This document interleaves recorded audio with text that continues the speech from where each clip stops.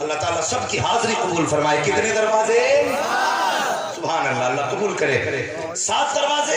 کہا پھر ہاں بس 7 دروازے میرے دادا کے. کہا تو کون سی بڑی بات؟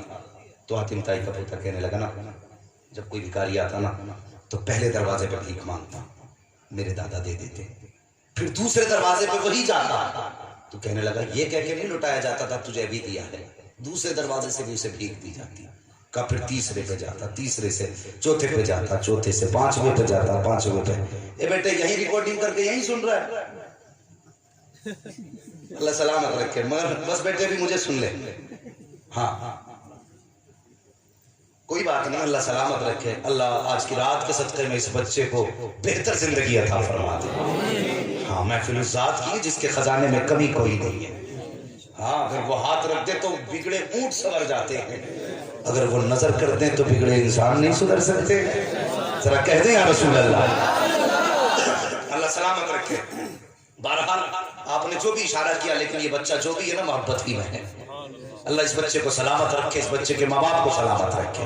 اس نے کہا تیسرے دروازے پہ آیا تو وہاں سے بھی بھیک دی گئی, چوتھے پہ آیا وہاں سے بھیک دی گئی, 5ویں پہ, 6ٹھے پہ. کہا 7 دروازے پہ ایک ہی فقیر آتا ہے, 7 دروازوں سے بھیک دی جاتی ہے. یہ ہے میرے دادا کی سخاوت کہ کسی بھکاری کو دوسرے دروازے سے لٹایا نہیں جاتا. اتنے بڑے سخی ہیں کہ ایک ہی فقیر کو 7 دروازوں سے دیتے ہیں. اب بتاؤ تمہارے نانا کی سخاوت کا کیا حال ہے. جب اتنا سنا نا میرے آقا حسین مسکرائے, فرمانے لگے یہ تیرے دادا کی سخاوت ہے. اسے بھی کوئی سخاوت کہتے ہیں کہ پہلے دروازے سے بھیک مانگی ہے, ضرورت پوری نہیں ہوئی ہے, تب دوسرے دروازے پہ گیا ہے. جب دوسرے سے ضرورت پوری نہیں ہوئی ہے, جب تیسرے دروازے پہ گیا ہے. جب تیسرے دروازے پہ ضرورت پوری نہیں ہوئی ہے, جب چوتھے دروازے پہ گیا ہے. کہ یہ تیرے دادا کی سخاوت ہے کہ 7 دروازوں پہ گیا ہے لیکن ضرورت پوری نہیں ہوئی. اور وہ میرے نانا کی سخاوت ہے, ایک ہی دروازہ ہے اور ایک بار دیا جاتا ہے, اور اتنا دیا جاتا ہے کہ 7 فرشتوں کا انتظام کر دیا ہے.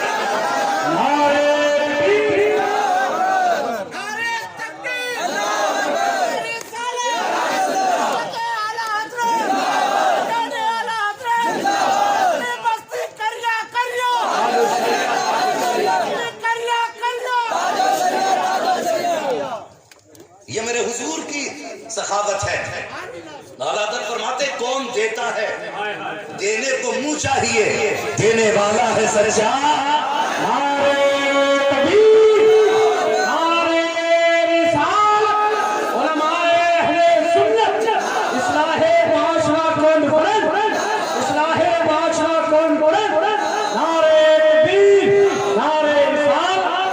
کھاتے ہیں تیرے در کا, پیتے ہیں تیرے در کا, پانی ہے تیرا پانی, دانا ہے تیرا. یہ حضور کی سخاوت ہے. اور اعلیٰ حضرت فرماتے ہیں کہ مالک کونین ہیں, گو پاس کچھ رکھتے نہیں, 2 جہاں کی نعمتیں ہیں ان کے خالی.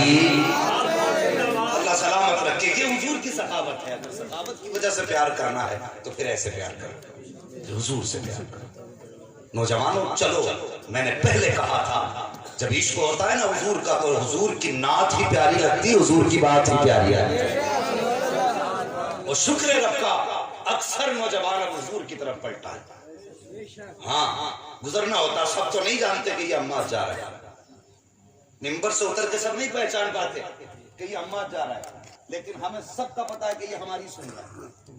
ہمیں اپنی آواز کی تو پہچان. اکثر نکلو نا تو کھیت میں بھی اگر کوئی کام کر رہا ہے تو نعت چل رہی ہے, تقریر چل رہی ہے.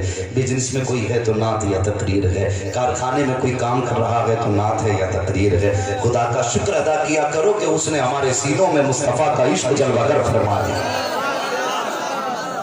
اور یہ عشق نصیبوں سے ملا کرتا ہے, نصیبوں سے ملا کرتا ہے. حضور سے پیار کر, حضور سے وفا کرو. تو میرے حضور کو نہ جب امت کا پتہ چلا, پلسرات سے گزرے گی اور گناہگار جو ہے نا وہ کٹ کے گریں گے, اچھے گزر جائیں گے. حضور نے مدینہ ہی چھوڑ دیا. 3 دن گزر گئے, حضور شہر مدینہ چھوڑ کے چلے گئے. سمجھ سکتے ہو, سوچ بھی نہیں سکتے. جو صحابہ جن کی زندگی کا ایک لمحہ حضور کے تصور کے بغیر گزرنا مشکل تھا, ان کے لیے 3 دن کیسے گزرے ہوں گے. بن بتائے حضور چلے گئے. کتنا مشکل تھا حضور سے دور رہنا. ایک ایک منٹ کے لیے صحابہ قربان رہتے تھے. اور عجیب جلسے ہوتے تھے، عجیب محفلیں صحابہ کی ہوتی تھی۔ اگر کوئی صحابی حضور کا تذکرہ کرتا تو باقی ایسے بیٹھ جاتے تھے جیسے کوئی کٹا ہوا درخت کا ٹھنٹو، اور ان کے سروں پہ پرندے بیٹھ جاتے تھے، پرندوں کو پتہ ہی نہیں چلتا تھا ہم زندوں کے سر پہ بیٹھے ہیں یا مردوں کے سر پہ بیٹھے ہیں۔ یادب تھے ان کے، اللہ اکبر، حضور کو نہیں پایا، دیوانے ہو گئے، ایک دوسرے سے پوچھنے لگے تو نے میرے حضور کو دیکھا ہو تو بتا۔ وہ لوگ جو حج کر کے آئے ہیں کبھی ان سے پوچھو مدینے کی جدائی کا عالم کیا ہوتا ہے، جنہوں نے حضور کے مدینے میں 8 دن گزار لیے ان سے پوچھو جب پلٹتے ہیں تو دل پہ کیا گزرتی ہے۔ لوٹا گئے مدینے سے عبید اپنا بدن ہی، جو روح تھی وہ اب بھی مواجہ پہ کھڑی ہے۔ طیبہ سے لوٹنا کسی عاشق سے پوچھئے، ایسا ہے جیسے روح بدن سے نکل گئی۔ ہم بات نہیں حضور کا مدینہ چھوڑنا، کتنا مشکل ہوتا ہے مدینے سے لوٹنا۔ وہ یار کبھی حاجی سے پوچھ کہ جب تو پلٹا تھا گنبد خضرا سے تب تیری حالت کیا تھی۔ وہ مڑ مڑ کے حضور کے روزے کو دیکھتے ہیں، کبھی خود کو دیکھتے ہیں، آنکھوں کے آنسو اور ایسے چیخیں نکلتی ہیں کہ لوگ ماں کے جنازے پہ ایسا نہیں رویا کرتے جیسے عاشق مدینے سے جدا ہوتے وقت روتے ہیں۔ مجھے پتا تو صحیح اگر تیری میری مدینے سے جدائی کا عالم یہ ہے تو جنہوں نے حضور کی 3 دن کی جدائی دیکھی ہوگی ان کے جگر پہ کیا نہ گزری ہوگی، کون سی بجلی ان کے اوپر نہ گری ہوگی۔ اللہ اکبر، 3 دن ہو گئے حضور کو تلاش کرتے ہوئے، اللہ اکبر، تلاش کرتے کرتے ایک صحابی جنگل میں گئے، جا کر کے ایک چرواہے سے پوچھا تو نے میرے حضور کو دیکھا ہو تو بتا۔ اس نے کہا کون ہے تمہارے حضور؟ تو وہ کہتے وہ چلے تو قرآن بنتا ہے، وہ بولے تو قرآن بنتا ہے، نظریں اٹھا دے تو قرآن بنتا ہے، نظریں جھکا دے تو قرآن بنتا ہے۔ وہ کہنے لگا میں تو ہی نہیں جانتا لیکن اتنا پتا ہے یہ سامنے والی جو پہاڑی ہے اس کے اندر کوئی آیا ہے اور 3 دن سے اتنے درد کے ساتھ روتا ہے کہ جب وہ روتا ہے تو میری بکریاں بھی چرنا چھوڑ دیتی ہیں اور غار کے دروازے پہ جا کے کھڑی ہو جاتی ہیں اور اس درد کے ساتھ روتی ہیں کہ ان کی آنکھیں بھیگ جاتی ہیں۔ لیکن تعجب کی بات یہ ہے کہ نہ کھاتی ہے نہ پیتی ہے لیکن 3 دن سے دودھ ہر دن سے زیادہ دے رہی ہے۔ صحابہ سمجھ جاتے ہیں ہو نہ ہو میرے محبوب کا پتہ مل گیا ہے، میرے مصطفیٰ کا پتہ مل گیا ہے۔ نوجوان حضور سے پیار کیا کرو، حضور سے عشق کیا کرو۔ توڑ کر کے اندر گئے ہیں، جا کر کے دیکھا حضور محو سجدہ ہے، پیشانی حضور کی پتھر پہ رکھی ہے، آنکھ میں آنسو ہے، رب رب حبلی کی صدائے ہے، اللہ اکبر میرے حضور آنسو بہا رہے ہیں۔ وہ توڑ کر کے مدینہ آئے، کہتے لوگوں مصطفیٰ کا پتہ مل گیا ہے، چلو چل کے حضور کو راضی کرتے ہیں۔ سارے صحابہ توڑ کر کے غار میں آئے ہیں، کسی نے حضور کے قدم پکڑے ہیں، کسی نے دامن پکڑا ہے، کوئی رو کے کہتا یا رسول اللہ مدینہ لوٹ چلیے، آپ کے بغیر مدینہ سونا ہے، مسجد نبوی کا ممبر سونا ہے، یا رسول اللہ آپ کے بغیر مدینے کی گلیوں میں دل نہیں لگتا ہے۔ آقا فرماتے ہیں اے میرے صحابہ آج میرا اور میری امت کا معاملہ آ گیا ہے، میں اس وقت تک واپس نہیں جاؤں گا جب تک امت کے حق میں رب کی جانب سے کوئی خوشخبری نہیں مل جاتی ہے۔ اللہ اکبر، صحابہ کی چیخیں نکل جاتی ہیں، ہر طرح سے حضور کو منانے کی کوشش کی جا رہی ہے۔ ابو بکر صدیق آگے بڑھتے ہیں، یا رسول اللہ سفید داڑھی کا واسطہ لوٹ چلیے۔ علی آئے ہیں قدم پکڑ کے کہتے ہیں یا رسول اللہ لوٹ چلیں۔ عمر کی آنکھ میں آنسو ہے، عثمان کئی آنسو بہا رہے ہیں لیکن مصطفیٰ کو امت کا درد ستا رہا ہے۔ آقا فرماتے ہیں صحابہ جب تک امت کے حق میں رب کی جانب سے کوئی مژدہ نہیں آ جاتا اس وقت تک میں غار سے واپس نہیں جاؤں گا۔ جب یہ بات ہونے لگی اتنے میں سلمان فارسی کہتے ہیں لوگوں ایک طریقہ میں بتا دیتا ہوں، حضور واپس چلے جائیں گے لیکن اس طریقے پہ عمل کرنا پڑے گا۔ کا کون سا طریقہ؟ ایک ذات ایسی بھی ہے جس کی آج تک کبھی مصطفیٰ نے تانی نہیں ہے۔ کا کس کی ذات ہے؟ کا جاؤ اپنی بیٹیوں سے کہہ دو کہ وہ جا کر کے خاتون جنت سیدہ طیبہ طاہرہ عابدہ زاہدہ فاطمہ زہرا کو بلا لائے۔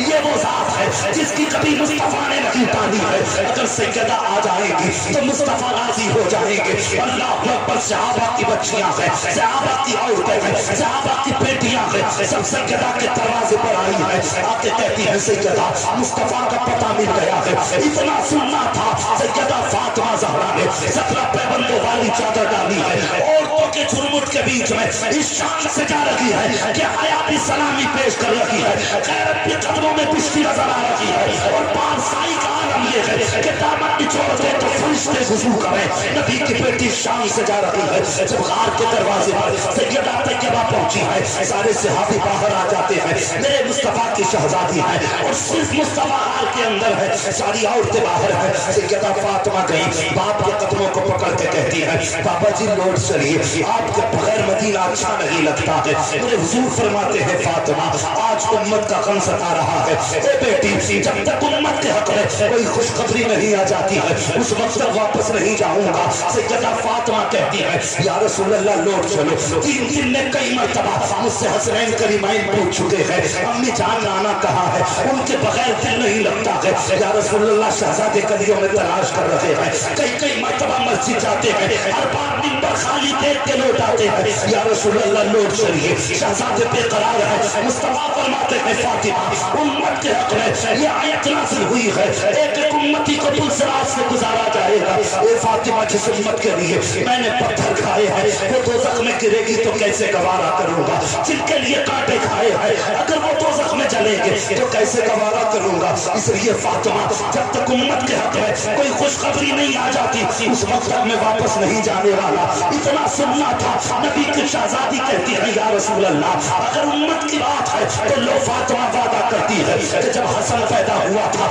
تب تم نے کہا تھا کہ میرے حسن کو زہر دے کے شہید کیا جائے گا اور جگر کے ٹکڑے کٹ کے نکلیں گے جس سے اس کا کرتا اس کے زہر سے آلودہ ہوگا. کہتی یا رسول اللہ میں وعدہ کرتی ہوں قیامت کے دن جب امت نہیں بخشی جائے گی تو میں حسن کا کرتا لاؤں گی اور امت کے نیکیوں کے پلے میں رکھ کے کہوں گی اے میرے مالک میرے حسن کی شہادت کے بدلے میں میرے مصطفیٰ کی امت کی مغفرت فرما دے. یا رسول اللہ اگر امت پھر بھی نہیں بخشی جائے گی تو آپ نے کہا تھا میرے بیٹے حسین کی پیدائش پر کہ اس بیٹے کو کربلا کی زمین پر 3 دن پیاسا شہید کیا جائے گا اور مٹی آج بھی ام سلمہ کے پاس موجود ہے جو جبریل نے لا کر کے دیتی. اے آقا فاطمہ وعدہ کرتی ہے اپنے حسین کے خون سے رنگا ہوا کپڑا میدان قیامت میں لے کر کے آؤں گی اور اس وقت تک میں راضی نہیں ہوں گی جب تک امت نہیں بخشی جائے گی. آقا فرماتے ہیں فاطمہ وہ بڑا بے نیاز ہے اگر پھر بھی امت کو نہ بخشا گیا تب کیا ہوگا. سیدہ کہتی ہے بابا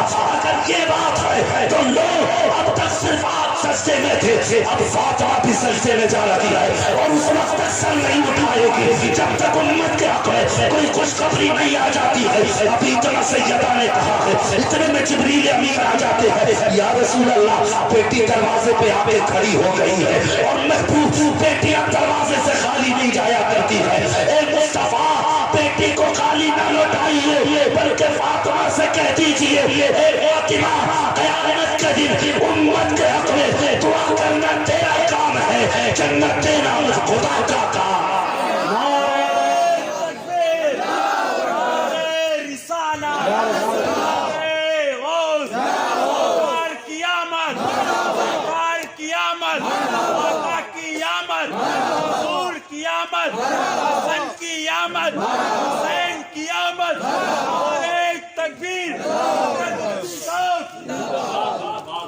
او لوگو تمہارے ہی لیے تھا ایک گنہگارو سیاہ کارو یہ شب بھر جاگنا اور رات بھر رونا محمد کا. کس کے لیے تھا یہ آنسو؟ خدا کی قسم سیدہ فاطمہ یہ جنتی عورتوں کی سردار, حسنین کریمین جنتی جوانوں کے سردار, ہاں اور میرے حضور ساری کائنات کے سردار ہیں. کیا کمی تھی ان کے آنگن میں؟ اگر ماں کا سر گود میں لے کے بیٹھ جائیں تو حوریں کہتی ہیں میرے رب اجازت دے ہم حضور کی ماں کا سر دبائیں جا کر کے. رب فرماتا نا یہ میرا اور میرے محبوب کا معاملہ ہے. اور ماں کا سر دبانے جن کی حوریں بے قرار ہوں ان کے آنگن میں کمی تھی کسی چیز کی؟ حضرت عائشہ صدیقہ فرماتی حضور قیام فرماتے نہ تو حضور کے پیر سوج جایا کرتے تھے. حضرت عائشہ فرماتی یا رسول اللہ آرام کیوں نہیں کرتے؟ آقا فرماتے عائشہ میرا بھی جی چاہتا ہے آرام کرنے کو لیکن جب بستر پہ لیٹتا ہوں نا تو مجھے امت کے عمل یاد آ جاتے. فرماتے پھر امت کی فکر سونے نہیں دیتی. آقا فرماتے عائشہ میں اس لیے کھڑا ہوتا ہوں جب قیامت کے دن امت کے عمل تولے جائیں گے اس دن میں کہوں گا مالک آج میری امت کے گناہ نہ دیکھ محبوب کی راتوں کے لمبے قیام دیکھ لے جو میں نے تیرے لیے لمبے لمبے قیام کیے ہیں میرے مالک ان قیاموں کے صدقے میں میری امت کی مغفرت فرما دے. اتنا پیار حضور امت سے فرماتے ہیں. پھر امت کا فرض بنتا ہے کہ حضور سے پیار کریں. کریں گے انشاءاللہ. ہم وہ کام کریں گے جو مدینے والے کو بھی اچھا لگے گا, کعبے والے کو بھی اچھا لگے گا. بولو انشاءاللہ. ہاں اللہ معاف کرے, یہ کرکٹ چل رہے, ہماری قوم سٹے کی آگ میں لگی.